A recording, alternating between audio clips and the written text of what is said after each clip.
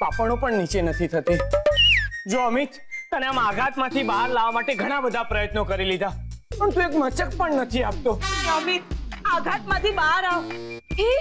નહીં તો તું આ 10 લાખ રૂપિયા જીત્યો છે એનું શું થશે? એક મિનિટ નીનાબેન, એક બેડ ન્યૂઝ છે. શું થયું? કેમ આમ બોલો છો?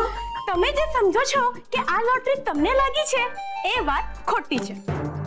યસ, એકચ્યુઅલી કોઈ લોટરી લાગી જ નથી. લે બોલ.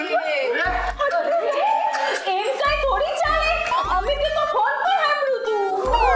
અરે પાર્થે તો અમિતના ફોન પરથી પોતે લોટરી વાળાને ફોન પણ કર્યો હતો. હા, હમણાં ચેક કરી લઈએ. બોલ તો પાર્થ, ક્યાં છે લોટરી? આરે મારી પાસે જ છે લોટરીની ટિકિટ. દિશા, ચારુ, તમે બંને શેના પરથી કહી શકો છો કે અમિતને લોટરી નથી લાગી? આ છાપામાં આ અઠવાડિયે જે લોટરીને ઇનામ મળ્યા છે ને એના નંબર છપાયા છે. અને અમિતને ક્યારે લોટરી લાગી? પરમ દિવસે. એટલે આ છાપામાં પરમ દિવસની લોટરીના નંબર્સ છે. એટલે એ ટીટ માકડી, આ ચેક કર્યા વગર તને કેવી રીતે ખબર પડી ગઈ કે આ લોટરી નથી લાગી? તો પાર્થ હમણાં કહેશે ને.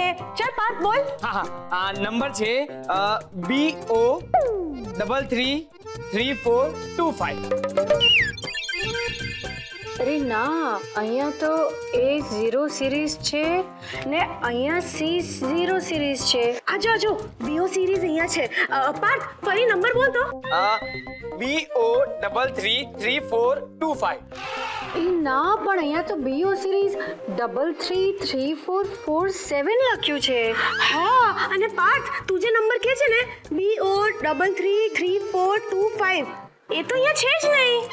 હાય, આવું કેમ થયું? અરે અમિત, એ લોટરી વાળા પાસે નંબર પણ ચેક કરાવેલો, બરાબર ને અમિત? જરૂર લોટરી વાળાને નંબર વાંચવામાં ભૂલ થઈ લાગે છે. લે બોલ. અરે આપણે ઓલા લોટરી વાળાને ફોન કરીએ એટલે બધી વાત ક્લિયર થઈ જાય. અરે પણ આપણને એ લોટરી વાળાનો નંબર મળશે કઈ રીતે? હા, છે ને, અમિત પાસે છે. એટલે કે અમિતે છેલ્લે લોટરી વાળા સાથે વાત કરેલી ને, એના ફોનમાં હશે. સોરી અમિત, પણ હું તારો ફોન લઈ રહ્યો છું. સોરી ભાઈ. હા, એક મિનિટ. હા, આ જો 9726 વાળી જ લાગે છે. એક મિનિટ. હા, જાય છે રિંગ જાય છે રિંગ. હા, ગુડ લક લોટરી સેન્ટર. હા, ભાઈ હું છે ને અમિતનો મિત્ર બોલી રહ્યો છું. હા, પરમ દિવસે જે અમિતને લોટરી લાગી ને, હા, એ 10 લાખ રૂપિયાની લોટરી લાગી ને, હા, એનો જ મિત્ર હું બોલી રહ્યો છું. ભાઈ હું શું કહું છું, જરા મને એ લોટરીનો નંબર કહેશો તમે? હા, પ્લીઝ. હા, કે છે નંબર કે છે. હા, બોલો. હા, બોલો. હા, 0 સિરીઝ. હા, 332879. નહીં ભાઈ, એના પછીનો બીજો નંબર શું છે એ બોલો. હા, 333447. અરે નહીં, અમિતની લોટરીનો નંબર તો 333425 છે. શું એ લોટરીને ઇનામ લાગ્યું જ નથી? અરે ભાઈ, પણ તમે તો પરમ દિવસે કહ્યું ને કે લોટરીને ઇનામ લાગ્યું છે. સોરી કે છે અમિત, સોરી કે છે આ ભાઈ. હું અમિતની પત્ની, એટલે આ લોટરીમાં તમે અમિતનો તો થોડો હિસ્સો રાખ્યો જ હશે. એટલે આમ જોવા જઈએ તો આ લોટરી અમિતને જ લાગી કહેવાય ને. એમાં પૂછવાનું શું, એનો હિસ્સો તો હોય જ ને વળી. Thank you. એટલે હું મારી કે અમિતની જરૂરિયાત કહું, જેમ કે તમારી હોટેલ, પેરિસની સફર, બ્યુટી સલૂન, એ મારી પણ અમુક જરૂરિયાત છે ને. એ સાંભળીને પછી તમે નક્કી કરજો કે કોને કેટલો હિસ્સો આપવો. ઓકે, તમે પણ બોલો. ઠીક છે, તો હવે મારી સાંભળો શું જરૂરિયાત છે.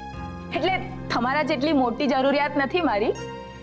આ 5 મહિનાનું લાઇટનું બિલ ભરવાનું છે, મારા બાળકની 3 મહિનાની સ્કૂલની ફીસ બાકી છે, 8 મહિનાનું ઘરનું ભાડું અને છોકરાના પોલિસીના હફતા, 13 જુદા જુદા લેણિયાતને જવાબ આપવાના છે, અને મારા ઘરનું 8 મહિનાનું કરિયાણાની ઉધારી.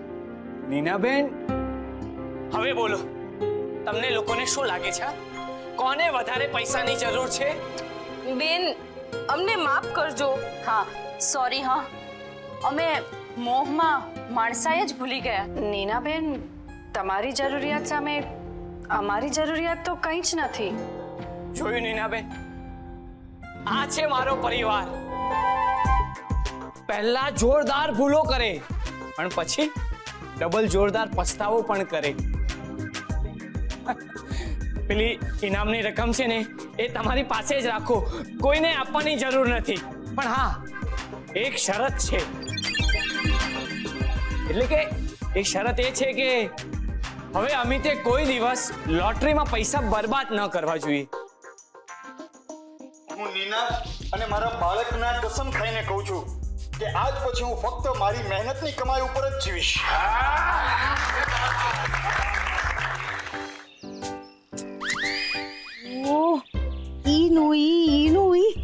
આ રેસીપી બુક વાળા એકવાર મને પૂછ્યું હોત, હું થોડી ફી લેવાની હતી. એલીએ ગીતા, અવળી આ ચા આવી ખાટી ચૂહા જેવી કા? એ તો આજે મેં સાદી ચામાં છે ને ગ્રીન ટી અને લેમન ટી એ બે મિક્સ કરી છે એટલે. હું પીવું? તમને નો ભાવી? અરે અદ્ભુત અદ્ભુત.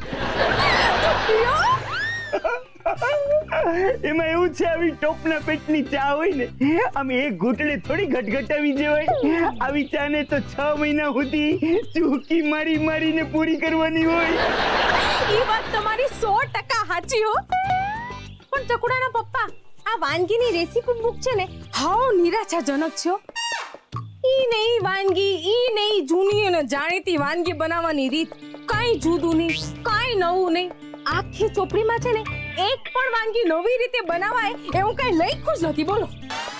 હાય, આજે ખાવામાં કોઈ જોખમી ડીશ નહીં હોય તો પણ આવી જિંદગીનો શું અર્થ છે?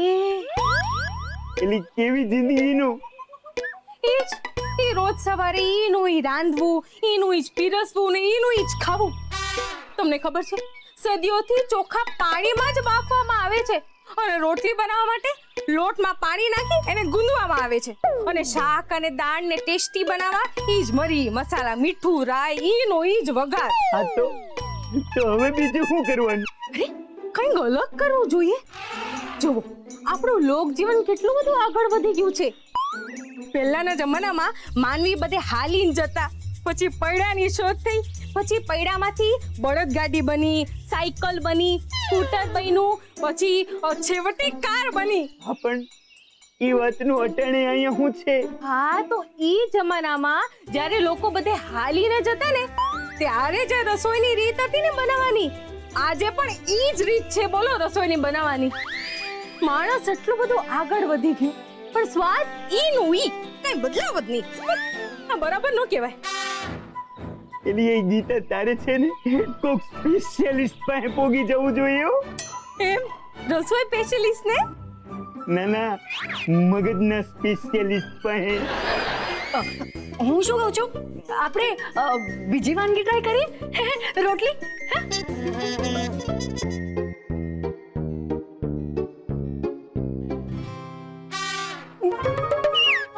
દિશા, ઓલ વેલ?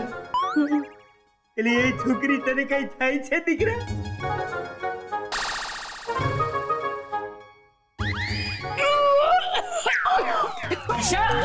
દિશા શું થયું?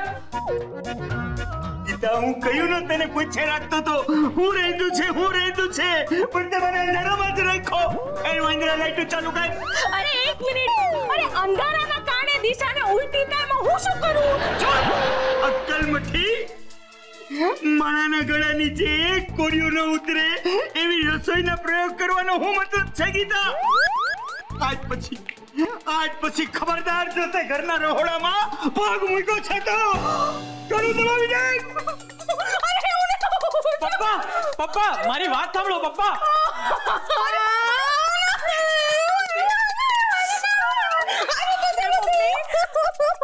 શાંત થઈ જાઓ.